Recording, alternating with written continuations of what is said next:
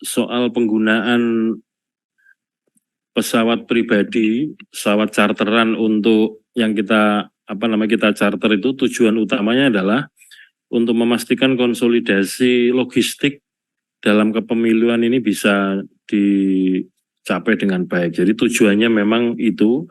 Ketua KPU RI Hashim Asy'ari buka suara soal sindiran terkait gaya hidup pejabat KPU yang suka foya-foya, mulai dari sewa jet pribadi, dugem hingga main wanita.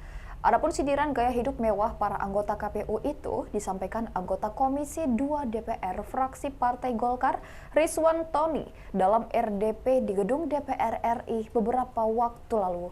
Mengenai hal itu, Hashim hanya memberikan klarifikasi mengenai tudingan sewa jet pribadi. Sementara mengenai tudingan dugem hingga main wanita, Hashim memilih bungkam. Hashim mengungkapkan penyewaan pesawat itu dilakukan untuk memenuhi kebutuhan monitoring logistik pemilu 2024. Hashim menegaskan pesawat itu digunakan untuk memastikan surat suara sampai kepada pemilih tepat waktu. Hal itu, kata Hashim, dilakukan karena dalam waktu selama 75 hari itu pengadaan logistik pada pemilu 2024 harus sudah rampung. Ikuti terus berita menarik lainnya. Jangan lupa like dan share seluruh akun Tribun Merah. Kemudian yang berikutnya, untuk soal penggunaan pesawat pribadi, pesawat charteran untuk yang kita charter itu tujuan utamanya adalah untuk memastikan konsolidasi logistik dalam kepemiluan ini bisa dicapai dengan baik. Jadi tujuannya memang itu, karena memang logistik kan masif dan waktu untuk pengadaan maupun distribusinya sebagaimana kita ketahui juga dalam jangka waktu yang pendek, sehingga kita ingin memastikan bahwa semuanya itu dapat terdistribusi dengan baik sampai ke tujuan, yaitu di TPS H-1 di masing-masing TPS. Kemudian soal pengadaan logistik,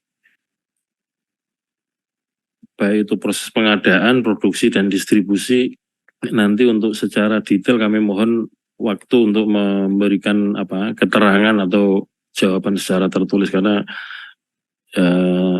perlu konsolidasi dokumen dulu untuk menyampaikan ini.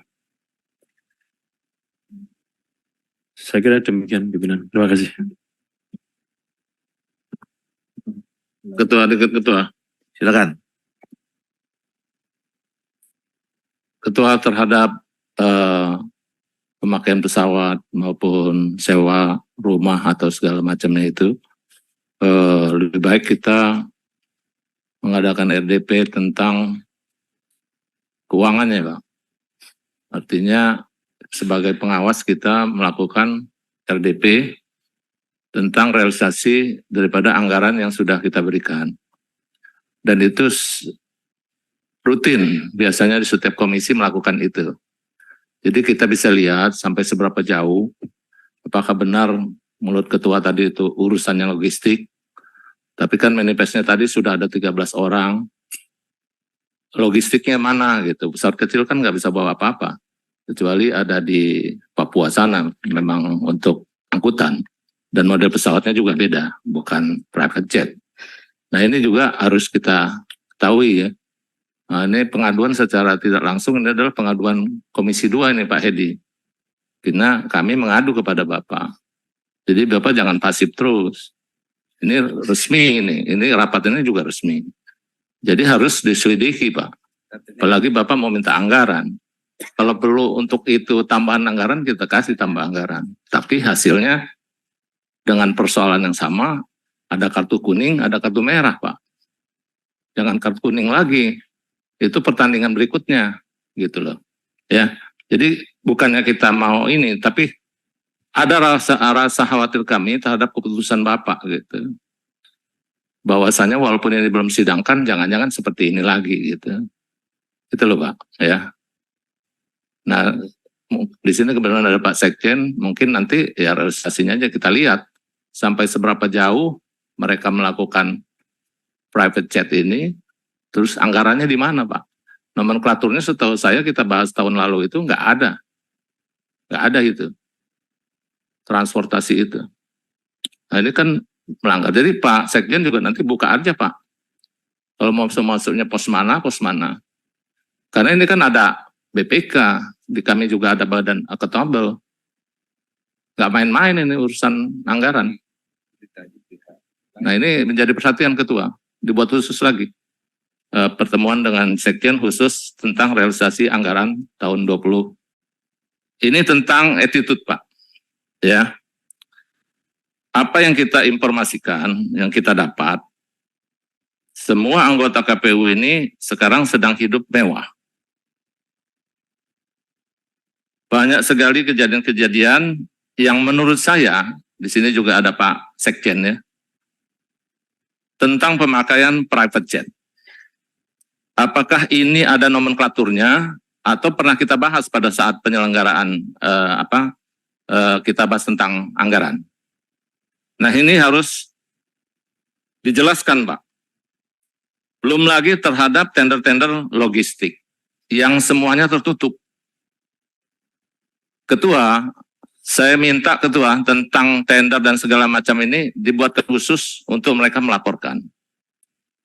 Kita memang tidak masuk ke Satuan 3 kemarin, tapi untuk realisasi pertanggung jawabnya tetap menjadi pengawasan kita. Sehingga ini ada terbuka di sini. Jangan semua anggaran mentang-mentang banyak dipergunakan seenaknya saja. Belum lagi acara-acara dugem. Pasti DKPP tahu. Nggak mungkin DPP nggak tahu, DKPP nggak tahu. Karena tertutup Pak. Oleh karenanya saran saya Pak Ketua, DKPP ini dibuat khusus.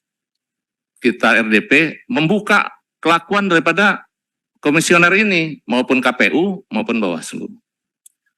Jangan rapat-rapatnya ujung-ujungnya peringatan keras, peringatan terakhir.